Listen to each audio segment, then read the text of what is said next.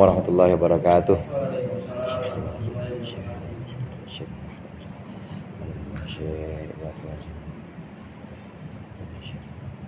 Al-Fatihah.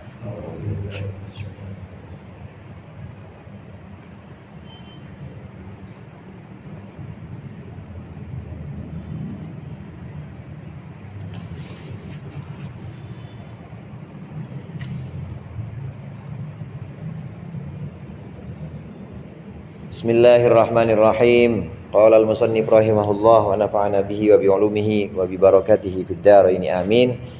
Wa fit Taurati ya ibna adama la tu'jiz atau la ta'jaz, ajiza ya'jazu, an taquma baina yadayya musalliyan bakiyan.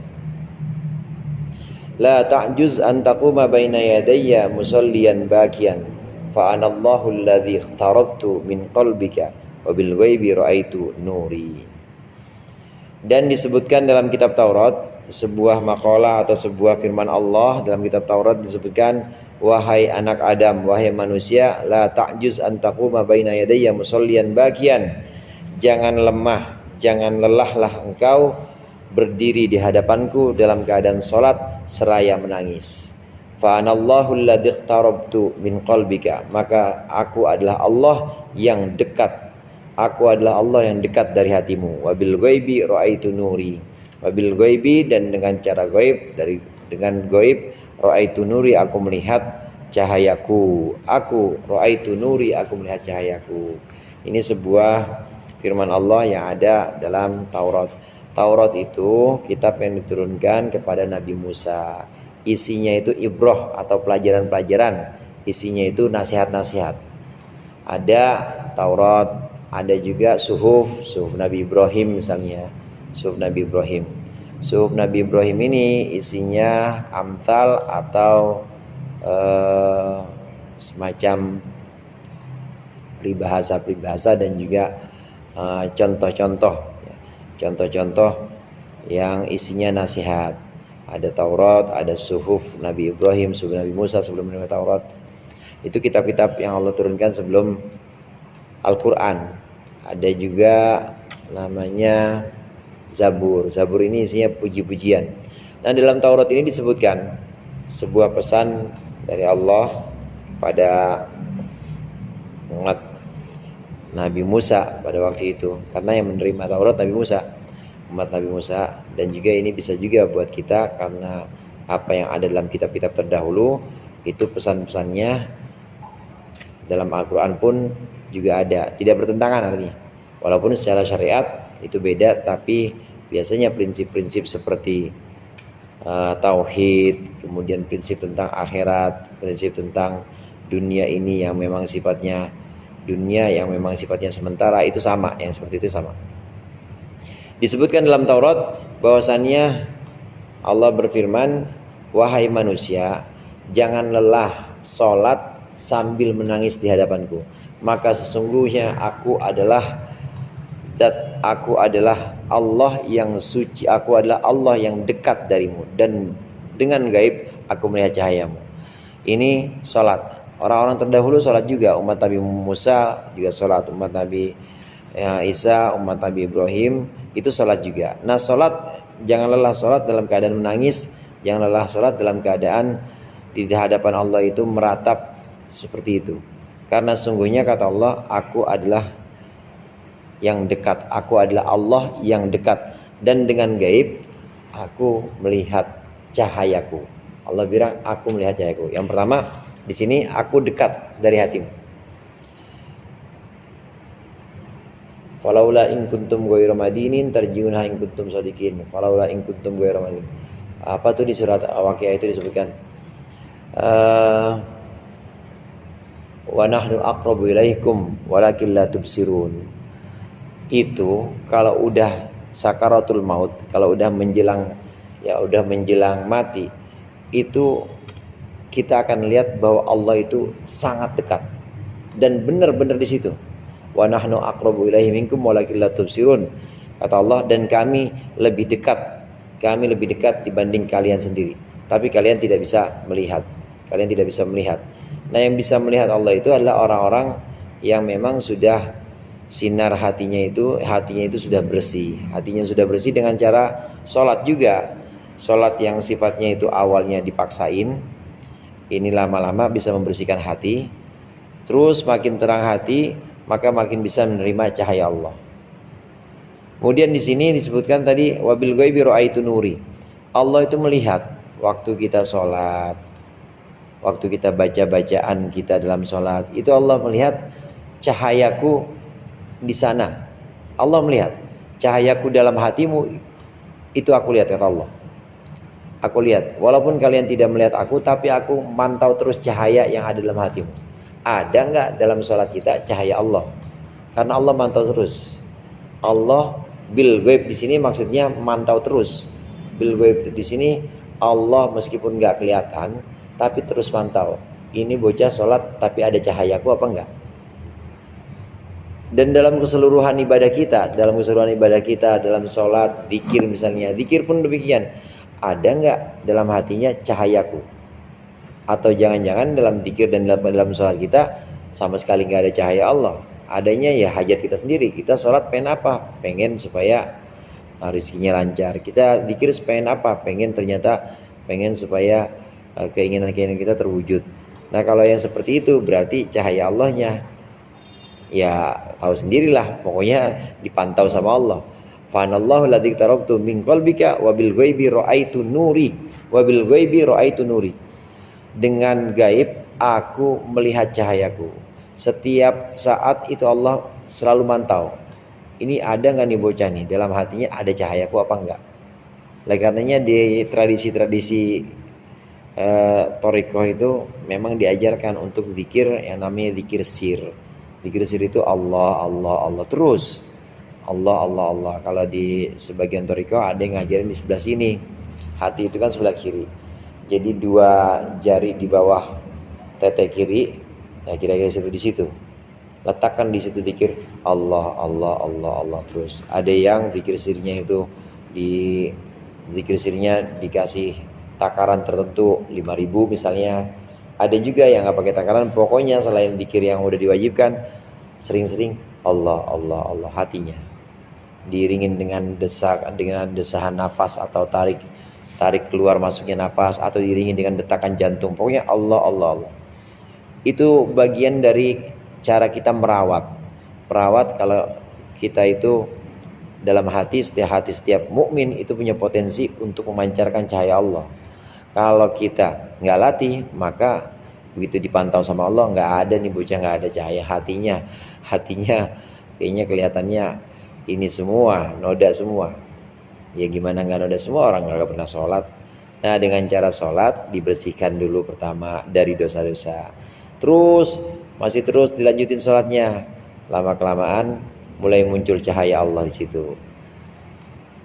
Wabil ghaibi ra'aitu nuri. Allah terus pantau seterang apa, bagaimana kondisinya cahayaku dalam hati hamba-hambaku, itu aku pantau terus. Kanu yarawna anna tilkar riqqata wal buka. Para ulama itu berpendapat bahwa sungguhnya kelembutan hati dan juga nangisnya seseorang dikala salat, wadzalika al-futuhul ladzi yajiduhul musalli, itu adalah sebuah futuh atau sebuah keterbukaan atau pembukaan pengenalan alladzi yajiduhul musalli, yang ditemukan oleh orang yang salat fi qalbihi, dalam hatinya. Dari apa? Pengenalan atau pembukaan dari apa? Min dunuwir rabbi, dari saking dekatnya Tuhan, minal qalbi, dari hatinya orang yang sholat. Kalau kita sholat bisa sampai nangis, itu menunjukkan bahwa Allah udah benar-benar dekat dengan hati kita. Kita sholat malam sendirian atau sholat yang lain, sholat qobliyah ba'diyah sendirian.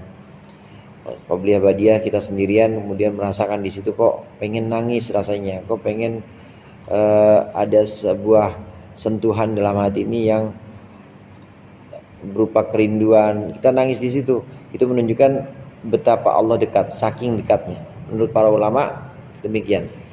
Menurut para ulama nangisnya orang yang sholat ketika dia sendirian Itu menunjukkan betapa dekatnya Allah dari hati orang yang sholat itu. Hanya saja kalau kita sholat rame-rame jangan pakai nangis, apalagi jadi imam. Jadi imam jangan pakai, karena itu bisa menghilangkan ini juga, bisa menghilangkan sah tidaknya sholat. Apalagi kalau udah urusan baca rukun Fatihah misalnya, nangis ya harus diulang lagi Fatihahnya. Kalau sampai syaratnya Fatihah seperti makhraj kemudian panjang pendek itu hilang gara-gara nangis, makanya jangan sampai. Makruh kalau di Fatihah malah bisa membatalkan, tapi kalau di tempat-tempat yang lain itu nggak boleh sampai nangis. Tapi kalau sendirian memang dianjurkan seperti itu, nggak boleh, apalagi dinangis-nangisin. Wah itu pengen digampar malaikat kali itu gitu. Dia pikir Allah nggak tahu kali, yang pura-pura apa yang jujur. Wa qala Muhammad bin Ali at-Tirmidzi radhiyallahu anhu da'allahu ta'ala lil al-muwahhidin. Allah taala memanggil orang-orang yang mengesakannya, muwahhid, ila hadhihi shalawatil khamsi, untuk meraih atau untuk menuju salat yang 5 ini. Rahmatan minhu alaihim, karena sayangnya Allah, sayang dari Allah kepada mereka. Wa hayya lahum fiha alwanad diyafat, dan Allah menyiapkan di dalam salat berbagai macam jamuan-jamuan. Liyanalal abdu min kulli fi'lin wa qaulin, supaya seorang hamba itu bisa mendapatkan,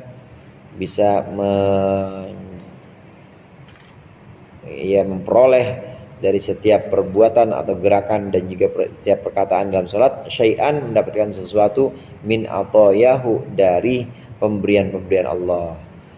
Fal af'alu, maka perbuatan-perbuatan dalam salat, gerakan maksudnya, itu kal at'imati, seperti makanan, wal aqwalu, dan bermula ucapan-ucapan, doa-doa dalam salat, bacaan-bacaan, itu kal asyribati, seperti minuman-minuman. Wahia ursul muwahhidin, salat itu adalah pengantinnya orang-orang yang mengesahkan Allah. Wa hayya'aha rabbul alamin, yang disiapkan oleh Tuhan yang menguasai alam semesta, li ahli rahmatihi, untuk ahli sayangnya Allah, ahli kasih sayangnya Allah. Fi kulli yaumin, setiap hari, khamsa marratin, sebanyak 5 kali. Hatta la yabqa alaihim danasun wala gubarun, sehingga tidak tersisa di atas diri mereka kotoran, wala gubarun, dan tidak juga tersisa debu. Ini bagus nih makalah ini. Allah itu ngajak sebenarnya, hayya 'alas shalah, itu kan panggilan itu. Allah itu sebenarnya ngajak orang-orang yang mengesahkan Allah, ngajak kita untuk melaksanakan salat itu karena sayangnya Allah kepada kita. Karena sayangnya Allah kepada kita, maka kita diundang masuk ke dalam perjamuan Allah atau dalam satu undangan Allah. Jadi kita yang sholat ini adalah orang-orang khusus yang dapat undangan, yang bisa melaksanakan sholat. Dalam pelaksanaan sholat itu pasti ada yang namanya qobliyah. Sholat fardu tuh ya, sholat fardu pasti ada qobliyah. Tapi kalau ba'diyah belum tentu. Ba'diyah subuh nggak ada, ba'diyah asar nggak ada. Tapi kalau qobliyah tuh pasti ada. Nah sebelum qobliyah itu biasanya kita mempersiapkan diri dengan wudu. Nggak ada ibadah-ibadah atau nggak ada cara-cara untuk mendekatkan diri yang kayak dalam agama kita ini, Islam. Wudu dulu, kita lagi panas-panas dari pasar atau panas-panas dari kantornya sih dingin, bos yang bikin panas. Teman-teman kita lagi panas-panas habis ngajar misalnya, disentuh air wudu, adem lagi. Persiapan nih, ini persiapan menuju apa? Persiapan menuju undangan Allah. Diundang kita sama Allah, adem lagi. Nanti mulai dari adzan kita qobliyah dulu. Setelah azan qobliyah, persiapan lagi. Persiapan untuk menuju perjamuan intinya, perjamuan yang utamanya itu salat fardu. Nanti habis qobliyah biasanya kalau di sini ya selawatan dulu. Allahumma sholli, selawatan. Itu semua persiapan-persiapan untuk menuju satu perjamuan atau satu pertemuan yang memang dinanti-nantikan, dan kita diundang. Kita ini orang-orang yang salat diundang untuk hadir ke situ, nggak sembarangan orang. Jadi kalau kita dari sholat nggak dikasih pahala apapun, itu sebenarnya nggak apa-apa, karena udah dikasih kesempatan sholat aja itu udah merupakan keistimewaan. Nggak semua orang dapat undangan itu. Chandra misalnya pernah ke istana Chandra? Istana nggak pernah. Gimana sih? Istana presiden, istana boneka, Dufan.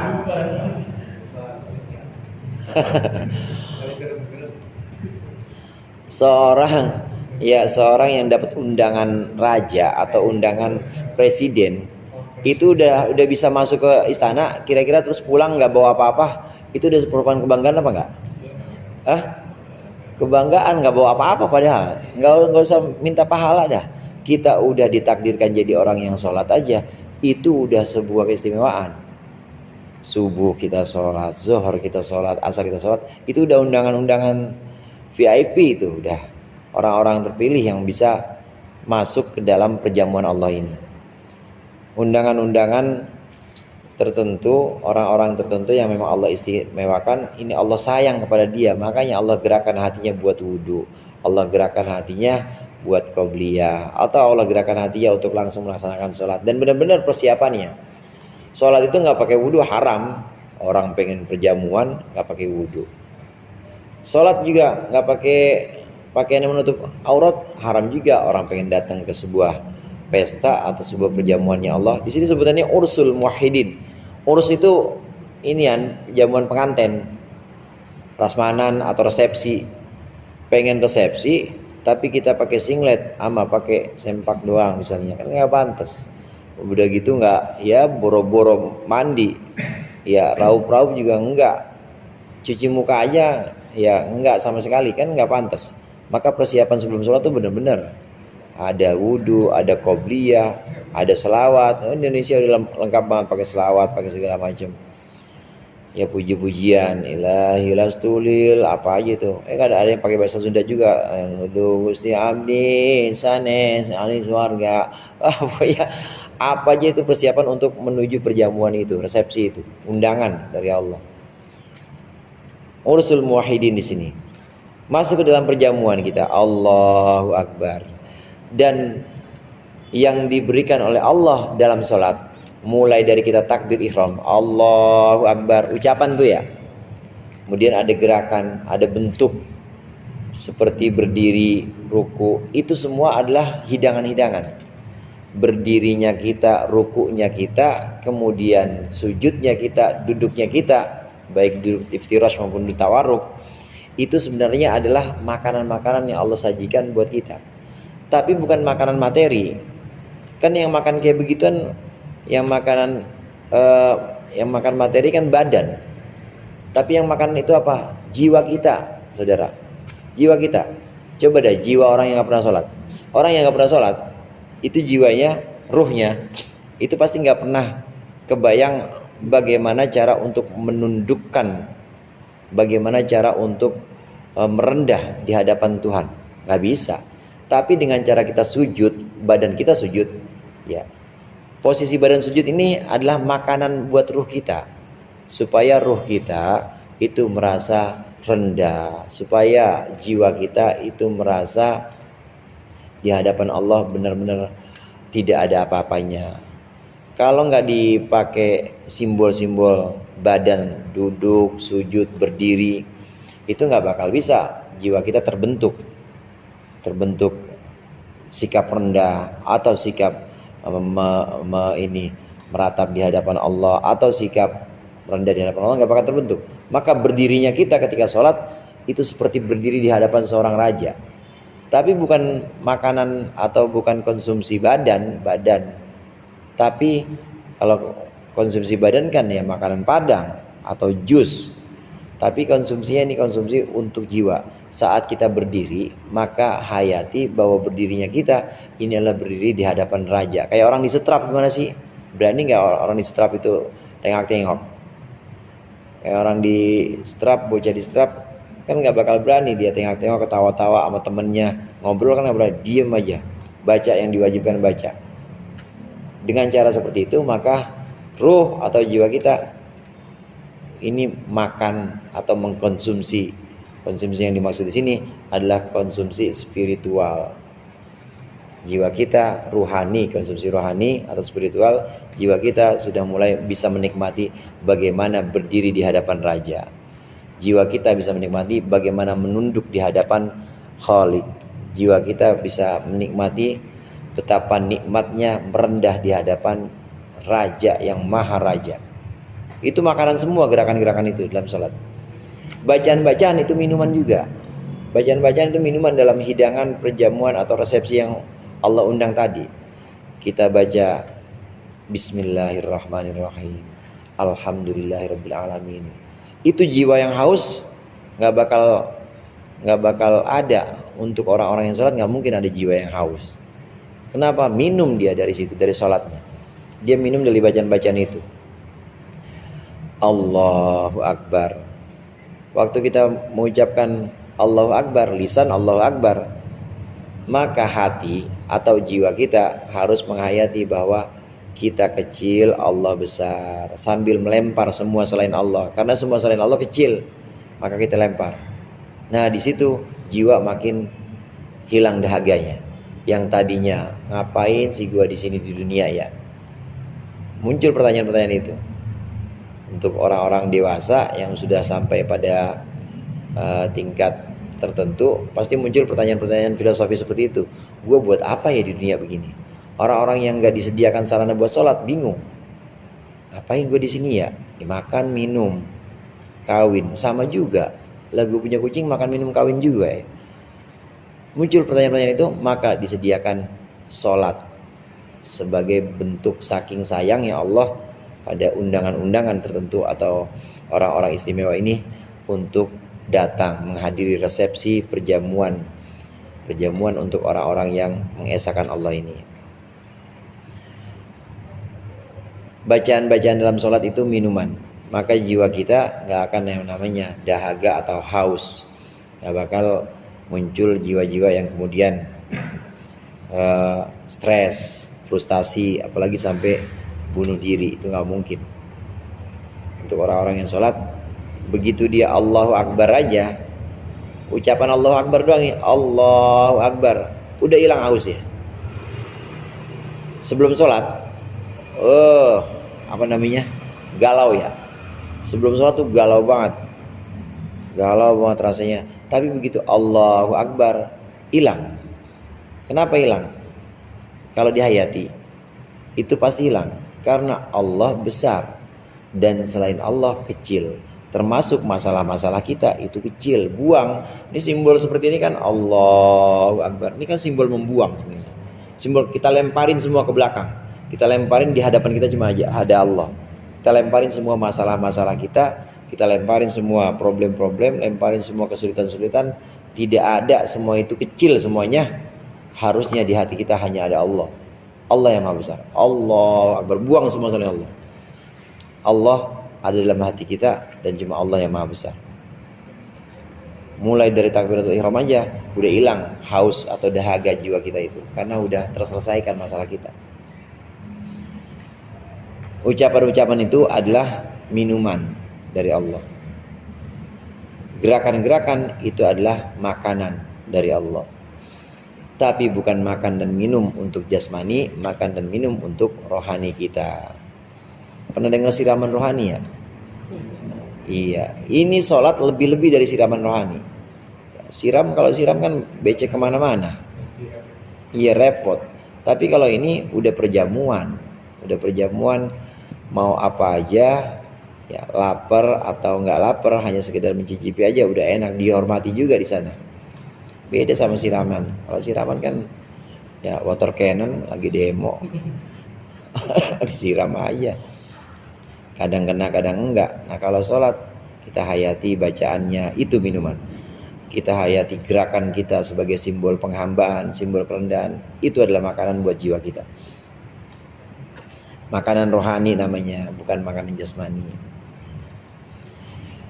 Allah sediakan itu 5 kali sehari. Gimana enggak istimewa kita?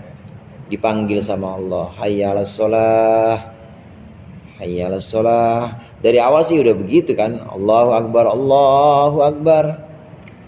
Allah besar, Allah paling besar udah. Yang lain kecil tinggalin maksudnya. Kalau yang lain kecil ya apa apa game apa? Mobile Legend. Yang lain-lain kecil semua. Allah besar, Allah besar. Kerjaan juga kecil, kerjaan kecil. Allah besar, Allah besar. Aku bersaksi tidak ada Tuhan selain Allah. Asyhadu an la ilaha illallah. 2 kali itu. Aku bersaksi bahwasannya Nabi Muhammad adalah utusan Allah. Kesaksian kita bahwa Allah besar harus dengan tuntunan Nabi. Dengan tuntunan Nabi nuntunnya pakai sholat ya kita sholat. Jadi kesaksian kita bahwa Allah besar itu nggak terus kita sembarangan, harus ngikutin tuntunan Nabi. Makanya ada wa asyhadu anna Muhammadar Rasulullah, ngikutin cara Nabi. Dan nggak ada cara pembentukan jiwa yang seperti ini. Saya nggak tahu di agama-agama lain, tapi pembentukan jiwa pasti ada. Pasti agama-agama lain tuh membentuk jiwa bagaimana merendah di hadapan Tuhannya, bagaimana merasa tidak berdaya. Ada tuh pasti di agama lain. Membentuk jiwa gitu ada. Tapi tidak ada pembentukan jiwa yang modelnya seperti sholat ini. Itu jiwa kalau udah dibentuk dengan sekaligus dengan badannya lebih cepat.